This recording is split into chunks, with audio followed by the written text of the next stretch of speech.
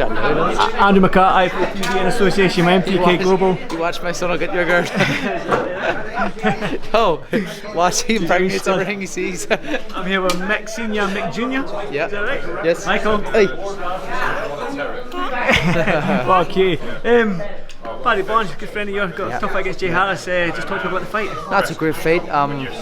From what I heard, their sparring was stuff you would have paid to watch, and it's an exciting one. It's a crossroads fight for Paddy. Where does he go if he loses, and what can he achieve if he wins? So I'm excited for him. I know he's put the work in, and I know he's really looking forward to it, and I believe he's going to win. He's the underdog, and when you see him in them kind of positions, you can see better performance from him. So I'm really excited for it. Jay's a great fighter, a really nice lad, and it should be an exciting fight. It is literally at the minute it's a 50-50. Is it a make? I've asked your brother Jamie this question as well. Is it a make or break for Paddy? I think so. I spoke to Paddy and stuff, and I says before we're camping us, you need to give it everything. This is last chance saloon really, because you haven't performed what we all know and believe you can, and you've lost a few on the trot there, and then you got your comeback one. So he needs to back off. Yeah, he's going to join the family business. No, never. No. He seems to got a good right hand on him. I think he's southpaw, but I'm not too sure. But I said to him, it's last chance for him, and he needs to go out and take this opportunity with both hands. Again, sell-out crowd in Ulster Hall in Belfast. Yeah. I mean, Belfast is turning out. The Failure Festival last time out for you was incredible. Ulster Hall every time I'm there is incredible. Yeah. I mean, Belfast seems to be the fight capital of Europe. It is at the minute. You know what I mean? I think, and it kind of does go in cycles. Liverpool sometimes, London sometimes, Glasgow at times. And obviously with Josh Taylor as well. I'll have to give him a shout out for you. I'm getting this big thing with everything. I'm Josh Taylor's biggest fan. Yeah. But Belfast at the minute. Belfast at the minute, it's going well. And the Fae fans are loving it, and the boxers themselves are loving it. He's got a bad call. What a wee cutie, man, honestly. I want to talk about yourself then. I mean, you spoke to Coogan out in London last week, I think it was, the Golden Contract. You mentioned you're out in New York, obviously, on the 14th of December. Everyone kind of knows who the opponent is going to be. When are we going to have an official announcement? I think now it's the next few days or the next week or so. I think it was. It must have been something to do with Terence Crawford holding it up. We're just getting things saying for he's the main event on the card. So I think that's all sorted then. It's the announcement is imminent, and listen, it is going to be Vladimir Nikitin. I'll give you it now, knowing something as well, but I'm excited for it. To be honest, I had put it to bed, and I know I had, but the fact that it's happening again, I'm not going to turn it down.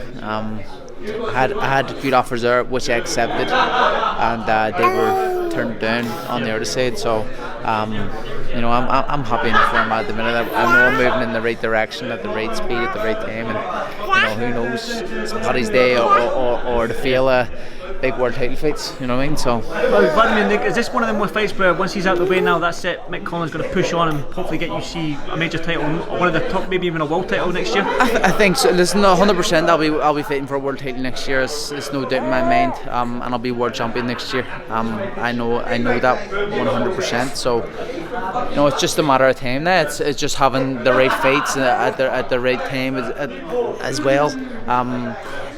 If I'm honest, Nikitin doesn't really do nothing for me in terms of world title fights and big fights, but it's still, I'm still getting into a fight which people think it's a foregone conclusion where it's going to go in and win. It's not. Listen, the guy's live, and the way I've got to look at it is that in the past he has beat me, even though maybe controversial, he has beat me, and he got the decision in Rio, but he beat me in 2013 as well. So guys beat me twice. Safe to say we're going to get a knockout. So I can't go in underestimating him, and I'm not. So I know it's going to be a live fight. It's going to be someone who I know because I've fought him in the past. I'm thinking people are going to come at me at times, and they don't. For most of my fights so far, when I've been saying this guy, I think he'll test me a bit and try something more, and they don't really. But I know from facing Vladimir hand in hand that he will be coming 100% and trying to take my head off, because he has done in the past, and he'll have no fear of doing this one. Finally, your brother posted a picture up on his Instagram, I believe, already discussions going on about Fela next year. First of all, how excited are you about that? I'm very excited, man. Listen, that was the best experience of my life, bar my kids, honestly. I know people say that sporting experiences, it smokes all of them. World title in the amateurs, Olympic bronze, even the Europeans, all out there. I've won everything you can win, bar the Olympic gold medal, and that walking out and that feeling, that atmosphere, and that whole kind of show, just I think it blew it all out of the water. I've got to say, I don't know if you heard the IFL podcast, and we asked the question from people saying what was the best show you've ever been to. Obviously I said when Josh Taylor won his world title, but I also said Mick Conlan's Fela Festival was probably top 2 shows I've ever been to. I can understand when you're saying that, as Scottish, you're Scottish, and you're a proud Scotsman, so a friend, a fighter, and you have his back 100%. So of course that's going to pick between the two. Obviously, I couldn't pick between the Fela and Josh Taylor. That would more likely mean more to you. Yeah. Being a proud Scotsman, so I've got that Irish connection as well. You've got the Irish connection too, but you know what I mean. I think for me, I think for people, anybody who was there, they're going to find it hard to get to a better show than that. Especially that outdoors, the weather was kind of. The weather was perfect, even though there was a little bit of rain. It didn't affect no one. I remember I stood up for 6th or 7th round, and I stood up early, and I just looked out at the crowd. I seen some big fat guy just the top off, belly out, swinging his top round, going crazy. It was brilliant. Everything about it, the whole atmosphere, the whole show. It was just exciting. And can I get bigger? Bigger venue, bigger stands, bigger this, bigger that. Is that something in the pipeworks? This is talk about later.